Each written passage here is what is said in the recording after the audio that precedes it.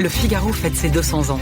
Du 14 au 16 janvier, Le Figaro retracera 2 siècles d'histoire à travers une exposition exceptionnelle sous la nef du Grand Palais.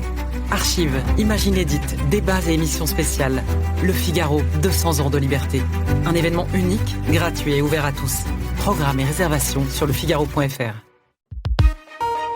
L'éditorial du Figaro. Baisse de la natalité, il n'est pas d'avenir sans enfants par Laurence de Charette. La politique, parfois, a ses raisons que la raison. Olivier Faure vient, dit-on, d'enregistrer une grande victoire avec le tragique abandon de la réforme des retraites. Parallèlement, le déclin de la natalité est tel que demain, chaque actif pourrait devoir supporter quasiment le poids financier d'un pensionné. Cette situation porte un nom, l'impasse. Retraite, production, croissance. Dans l'un de ses derniers rapports, la Cour des comptes elle-même a pris le soin d'alerter sur les dangers que la courbe démographique fait courir à la France.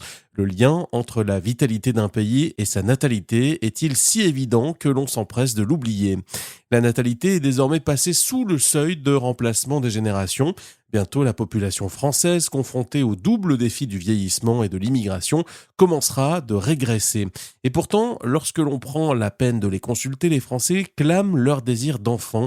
Quelle réjouissance! Loin des injonctions de ces pseudo-écologistes décidés à sauver la planète en sacrifiant l'humanité et des sommations des néo-féministes toujours prêts à confondre le nombril et le cœur, convaincus de trouver dans l'idolâtrie de soi le sommet du bonheur, les Français aspirent à cette incroyable aventure.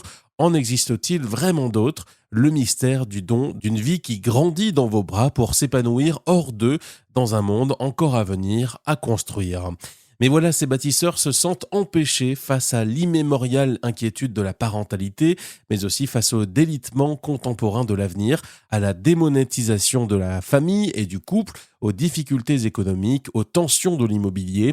Ils ne trouvent que bien peu de soutien de la part de cet État qui a cru bon, sous François Hollande, d'abandonner la politique familiale au nom des politiques sociales.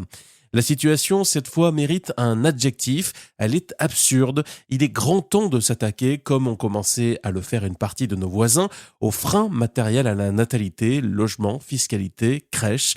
Autant d'actions, mais aussi de signes nécessaires pour replacer les familles au centre de la cité et la naissance au cœur de nos émerveillements. On pourra bien tourner la chose dans tous les sens, faire mine de lui trouver des airs trop conservateurs ou pas assez progressistes. Il n'est pas d'avenir sans enfants. Le Figaro fête ses 200 ans. Du 14 au 16 janvier, Le Figaro retracera 2 siècles d'histoire à travers une exposition exceptionnelle sous la nef du Grand Palais. Archives, images inédites, débats et émissions spéciales. Le Figaro, 200 ans de liberté. Un événement unique, gratuit et ouvert à tous. Programmes et réservations sur lefigaro.fr.